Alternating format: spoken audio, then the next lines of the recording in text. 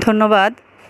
আমি Rotarian Mosammat Sherina Akter, past president rotary club of Gauripur.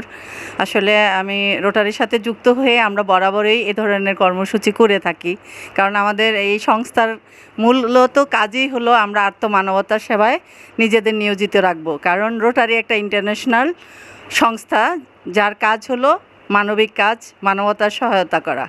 তো সেই উদ্দেশ্যকে সামনে রেখেই আমরা আমাদের গৌরীপুরের রোটারি ক্লাব অফ গৌরীপুর নামেই আমাদের এই ক্লাবটির নাম এবং পরিচয়। আমি অবশ্য এই ক্লাবে 2015 সাল থেকে জড়িত, এবং সেই থেকেই আমরা এই বিভিন্ন বন্যার্তদের সাহায্য দেই।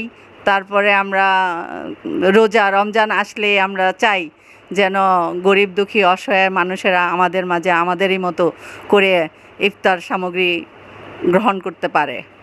অনেক সময় আমরা ঈদের সময় ঈদের জন্য যে সেমাই, নুডলস বা ঈদ সামগ্রী যেগুলি প্রয়োজন আমরা ওগুলিও বিতরণ করে থাকি।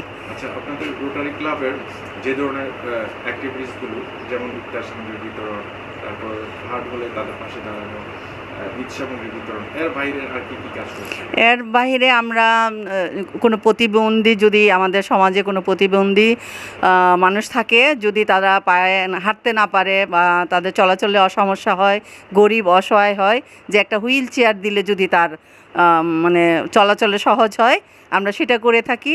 তারপরে যা গরিব অসহায় পরিবারের কোনো নারী যদি তা অসচ্ছল থাকে, তার পরিবার চালাতে অক্ষম হয়, সেক্ষেত্রে আমরা সেলাই মেশিন বিতরণ করে থাকি। এছাড়াও আমরা দরিদ্র কোনো পরিবার যদি থাকে যার তার বসবাসের জন্য একটি ঘর নেই, আমরা এরকম আমরা অনেকগুলি ঘর করে দিয়েছি আমাদের এই রোটারি ক্লাব অফ গৌরীপুরের পক্ষ থেকে। আপনাকে অনেক ধন্যবাদ।